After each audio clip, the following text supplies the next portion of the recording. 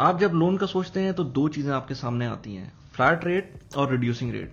आज हम इन दोनों पे बात करेंगे। दूसरी बात यह कि अगर आपको लोन लेना है या प्रॉपर्टी मॉर्गेज करनी है या कुछ भी करना है तो आप चाहे इस्लामिक लेंगे या नॉन इस्लामिक लेंगे, इन एनी केस आपकी खाल उसी तरह से उतरेगी। तो बेहतर यह है कि इस वीडियो को देख लें ताकि आपको पता हो कि इन दोनों इंटरेस्ट रेट्स के अंदर या प्रॉफिट रेट्स के अंदर, जो भी आप कहना चाहें, इसको किस तरह काम होता है। इस वीडियो में मैं आपको ग्राफ के साथ भी बताऊंगा और दूसरी बात यह कि मैं आपको एक एक्सेल शीट भी इसके अंदर अटैच करूंगा। डिस्क्रिप्शन में उसका लिंक दे देता हूं मैं, आप उस एक्सेल शीट को भी देखिएगा कि किस तरह से कैलकुलेशन करनी है। एग्जैक्टली वो एक्सेल शीट आपको बता देगी। आप डिस्क्रिप्शन में उस एक्सेल शीट को देख सकते हैं। मैं इस वीडियो के अंदर भी डेमोन्स्ट्रेट करूंगा उस एक्सेल शीट को। तो इस वीडियो को एंड तक देखें, पूरा देखें, ताकि आपको अच्छी तरह से पता चल सके कि इन दोनों रेट्स के अंदर क्या फर्क होता है और एक्सेल शीट को यूज कैसे करेंगे वो भी मैं आपको बताऊंगा। और इसके अलावा मैं एग्जांपल्स भी दूंगा और मैं ये भी बताऊंगा कि ये दोनों जो टाइप्स ऑफ रेट्स हैं, डिमिनिशिंग और जो नॉर्मल फ्लैट रेट है, और इसके अलावा और जो हम टर्म्स यूज करेंगे वो उनका क्या क्या मतलब है। तो इस वीडियो को जब एंड तक देखेंगे तो आपको एक एक चीज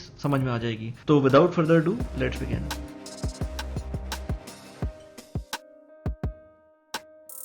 मेरा नाम मोहम्मद वली खान है। पर्सनल फाइनेंस और प्रोडक्टिविटी के ऊपर मैं रेगुलर वीडियोस अपलोड करता हूं।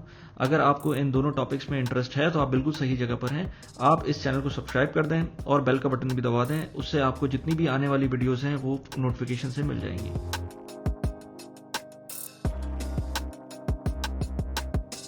अच्छा, before we begin this topic, आपको कुछ 3-4 मेजर जार्गन्स हैं या टर्म्स हैं जिनका पता होना चाहिए। इसमें सबसे पहले तो फ्लैट रेट। फ्लैट रेट बहुत आसान है समझने के लिए। इसके अंदर जो भी बेसिकली जो टर्म्स हैं आपकी जो लोन की, वो ओवरऑल एक फिक्स टर्म होती है, फिक्स रेट होता है, आपको पता होता है मंथली आपको कितने पैसे देने हैं। ये एग्जैक्टली सेम रहता है, पूरी जो लोन टेन्योर है उसके लिए बिल्कुल सेम रहेगा। दूसरा जो टर्म है वो रिड्यूसिंग रेट की है। रिड्यूसिंग रेट एज आप जिस तरह से आप लोन पे ऑफ करते रहते हैं, वो आपका जो प्रिंसिपल अमाउंट है वो उसके ऊपर रेट लगता है और उससे वो कम होता जाता है। Reducing rate normally flat rate से बेहतर होता है, लेकिन नॉर्मली जो सेम बैंक, अगर आप सेम बैंक से बात करें कि आपको फ्लैट रेट पे देना है या रिड्यूसिंग रेट पे देना है, तो उसके अंदर वो उसके रेट्स भी डिफरेंट होते हैं। तो ये हम आगे बात करेंगे कि फ्लैट और रिड्यूसिंग रेट के अंदर क्या डिफरेंस होता है, और एक्सेल शीट जो मैंने आपको जिक्र किया था उसमें भी आपको ये मिल जाएगा। उसके अलावा एक और टर्म होती है वेरिएबल इंटरेस्ट रेट की।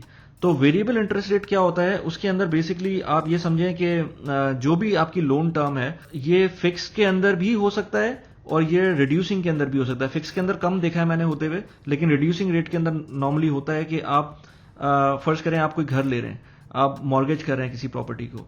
जब आप मॉर्गेज करते हैं तो आप लेट से 10 साल की मॉर्गेज कर रहे हैं, तो 10 साल की जब मॉर्गेज करेंगे तो आपको बैंक बोलेगा कि हम आपको रिड्यूसिंग रेट पे दे रहे हैं। फर्ज करें आपको 5% रिड्यूसिंग रेट पे दे रहे हैं, लेकिन ये वेरिएबल कॉस्ट, ये वेरिएबल रेट होगा, यानी कि होगा रिड्यूसिंग लेकिन वेरिएबल होगा। अब वेरिएबल का मतलब ये है कि आज ये समझें कि शुरू के 3 साल आपको लेट से 5% पे दे दिया, उसके बाद ये डिपेंड करेगा जो भी प्रिवेलिंग गवर्नमेंट के रेट्स होते हैं ये उन पे डिपेंड करेगा। तो जो वेरिएबल रेट है वो over the period of time change हो सकता है। अच्छा, एक और चीज होती है फिक्स रेट। फिक्स रेट ये होता है कि बेसिकली आपका जो over the period of loan एक रेट फिक्स हो जाएगा, उसी के ऊपर कैलकुलेशन चलेगी, चाहे वो फ्लैट रेट हो चाहे वो रिड्यूसिंग रेट हो, दोनों केसेस के अंदर वो फिक्स रेट रहेगा।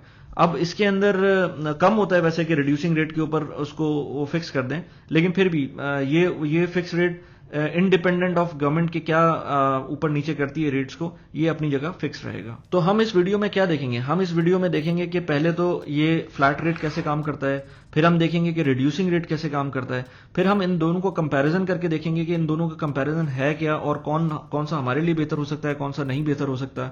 फिर हम एक जनरल ओवरव्यू लेंगे कि लोन जब लिया जाता है तो उसके ऊपर हमें क्या क्या चीजें देखनी चाहिए और क्या क्या पैरामीटर्स हैं जो हमें जज कर लेने चाहिए पहले से, ताकि हमें बाद में कोई सरप्राइज ना मिले। तो पहले हम देखें कि फ्लैट रेट को। फ्लैट रेट के लिए अगर हम let's go to that excel sheet के अंदर, वैसे फ्लैट रेट के लिए एक्सेल शीट की जरूरत नहीं है, बहुत ही सिंपल सा होता है। फ्लैट रेट के अंदर फर्ज करें आप 1 लाख रुपए आपको लोन लेना है। अब 1 लाख रुपए के ऊपर अगर आप फर्ज करें जो पैरामीटर्स हम फिक्स करते हैं कि हमारे 10% का हमको इंटरेस्ट रेट मिल रहा है और ये 5 साल के लिए है। 5 साल के लिए 10% के ऊपर अगर हम लोन लेंगे तो 50,000 टोटल लोन की अमाउंट जो इंटरेस्ट की अमाउंट है वो बनेगी। क्योंकि आप ये देखेंगे 10% का जो 10 लाख का 10% है वो 10,000 रुपए, और 10,000 को मल्टीप्लाई करते हैं 5 से सिंपल, तो वो 50,000 बन जाता है। तो सिंपल सी कैलकुलेशन है कुछ इसमें ऐसी चीज नहीं है। आपकी जो टोटल मंथली इंस्टॉलमेंट बनेगी वो 2,500 रुपए की बनेगी। अब 2,500 को आप 12 से मल्टीप्लाई करें 1 साल के, और फिर मल्टीप्लाई कर दें 5 से, तो वो आपकी टोटल कॉस्ट बन जाएगी। यानी कि 2,500 रुपए अगर मैं इसको कैलकुलेट भी कर लूं तो ये बनता है 2,500 रुपए इंटू 12 इंटू 5, तो ये 1.5 लाख रुपए बनता है। तो इस 1.5 लाख रुपए के ऊपर आपकी पूरी पेमेंट होगी। इसके अंदर, इस एक्सेल शीट के अंदर भी आप देख सकते हैं कि ये जो आपको ये पोर्शन नजर आ रहा है, ये इनफैक्ट उसका है जो फ्लैट रेट का है। तो ये इस एक्सेल शीट की ऐसा मैंने कहा जरूरत भी नहीं है, क्योंकि फ्लैट रेट बहुत ही सिंपल सी चीज होती है। प्रॉब्लम आती है रिड्यूसिंग में समझने के लिए। तो रिड्यूसिंग को मैं ज्यादा कॉम्प्लिकेट नहीं करूंगा। आप इसी एक्सेल शीट के अंदर देखें कि आप अगर लेट से 1 लाख रुपए डालते हैं और 1 लाख रुपए अगेन वही 5 साल के लिए लेते हैं, और अगेन आप 10% डिमिनिशिंग रेट के ऊपर आपको ये लोन मिलता है। अब डिमिनिशिंग का वर्ड यूज हुआ है इसके अंदर, यानी कि रिड्यूसिंग का। तो इसके अंदर आपके क्या इंस्टॉलमेंट बनेगी? हमने देखा था कि हमको 2,500 रुपए की इंस्टॉलमेंट पड़ी थी फ्लैट रेट के ऊपर। इसके अंदर हम देखते हैं तो इसके अंदर हमारी इंस्टॉलमेंट की जो प्राइस बन रही है वो तकरीबन 2,124 रुपए बन रही है। तो यू कैन इमेजिन, मतलब आराम से आप देख सकते हैं कि इसके अंदर जो डिमिनिशिंग है वो आपको ज्यादा फायदा देता है। तो इसके अंदर आप अगर ये ग्राफ भी देखेंगे तो ग्राफ के अंदर आपको नजर आएगा कि किस तरह से आपकी इंटरेस्ट पेमेंट पहले ज्यादा थी और बाद में वो प्रिंसिपल अमाउंट बढ़ना शुरू हुई। यानी कि शुरू में जैसे आप पे कर रहे थे वो इंटरेस्ट ज्यादा पे कर रहे थे, और बाद में आपने प्रिंसिपल ज्यादा पे करना शुरू किया। ये बाय द वे इसे हम कहते हैं फ्रंट लोडिंग ऑफ इंटरेस्ट। यानी कि बैंक्स ये करते हैं कि आपसे इंटरेस्ट पहले ले लेते हैं और प्रिंसिपल आपका बाद में पे ऑफ होता है। तो उसके फायदे क्या होते हैं, उसके नुकसान क्या होते हैं, ये मैं किसी और वीडियो में बताऊंगा, या हो सकता है मैं आगे आपको एक्सप्लेन कर दूं।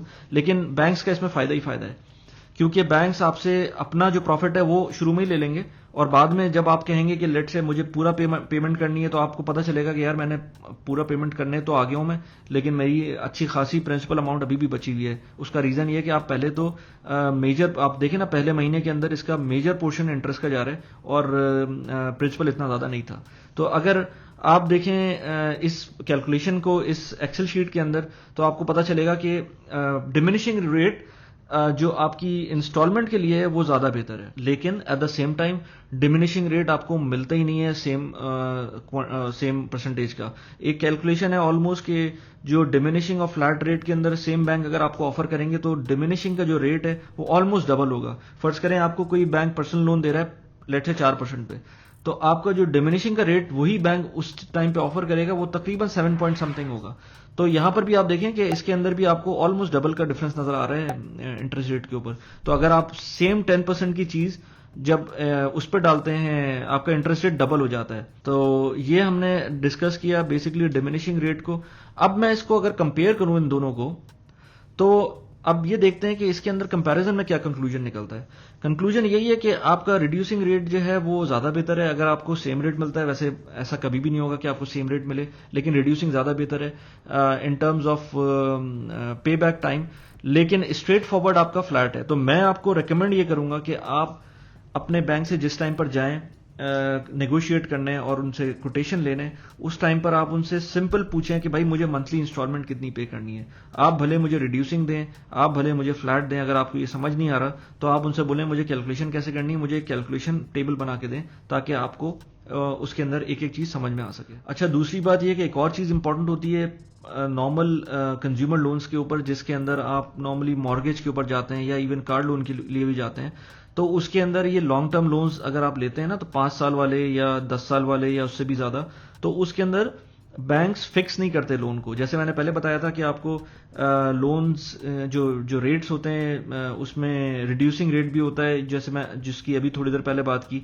इसी तरह जो दूसरी बात की थी आपसे, वेरिएबल रेट होता है। तो अब वेरिएबल रेट क्या होता है कि बेसिकली अगर आपको बोलते हैं कि लेट से 3 साल तक आपका फिक्स रेट रहेगा, उसके बाद आपका रेट चेंज होगा, तो रेट वो होगा जो गवर्नमेंट डिसाइड करेगी। अब गवर्नमेंट पाकिस्तान के केस में काइबोर कहलाता है, यूएई के केस में वो आईबोर कहलाता है, इसी तरह लाइबोर कहलाता है लंदन के यूके के केस में, तो सो एंड सो फोर्थ।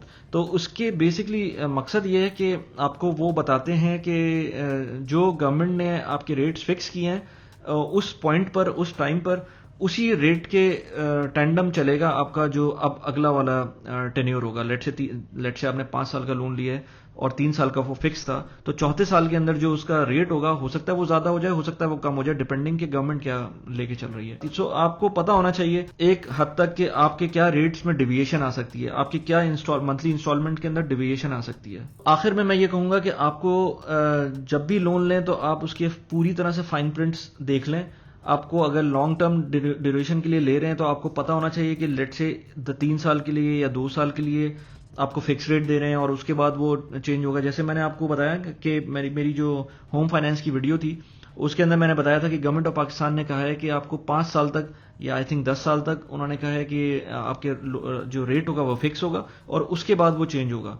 अगर आप लेट से 20 साल के लिए कोई भी प्रॉपर्टी ले रहे हैं तो 20 साल के ऊपर जब आप प्रॉपर्टी लेंगे तो 10 साल तक आपका फिक्स रहेगा और 11वें साल आपका चेंज होगा डिपेंडिंग ऑन काइबोर फर्स्ट करें जो भी होता है ऊपर नीचे उसके हिसाब से वो रेट फिक्स करेंगे। So it's important to understand the terms and condition. अगर आप लोन लेने जा रहे हैं या प्रॉपर्टी मॉर्गेज करने जा रहे हैं या गाड़ी फाइनेंस करने जा रहे हैं, नॉर्मली पर्सनल लोन के लिए फ्लैट रेट होता है, मिनिमम ड्यूरेशन का होता है, लेकिन अगर गाड़ी फाइनेंस कर रहे हैं पाकिस्तान जैसे मुल्क में या प्रॉपर्टी ले रहे हैं तो उन दोनों केसेस के अंदर ये जो रेट्स होते हैं ये फिक्स नहीं रहते, इसके अंदर वेरिएबल रेट्स होते हैं। नॉर्मली मॉर्गेज में दुनिया भर में वेरिएबल होते हैं, लेकिन कार फाइनेंसिंग के अंदर नॉर्मली फिक्स रेट रखते हैं लोग, लेकिन पाकिस्तान में शायद वो भी वेरिएबल होता है। तो मेक श्योर करें, आपको आज फर्ज करें गाड़ी ले रहे हैं और आपको 50 हज़ार की इंस्टॉलमेंट पड़ रही है तो ये याद रखें कि 3 साल बाद अगर आपने 5 साल की गाड़ी ली हुई है तो लेट से 2 से 3 साल बाद आपको हो सकता है 50,000 की जगह ये 45,000 पे आ जाए इसकी जो इंस्टॉलमेंट है, या हो सकता है ये 55,000 पे चली जाए। It really depends. सो अपना बजट उसी हिसाब से रखें कि 10-15% ऊपर नीचे हो सकता है। कैसी लगी वीडियो बताइएगा मुझे। Thanks for watching the video. Video पसंद आई हो तो प्लीज लाइक कर दें, सब्सक्राइब कर दें चैनल को। Thanks for watching, good bye.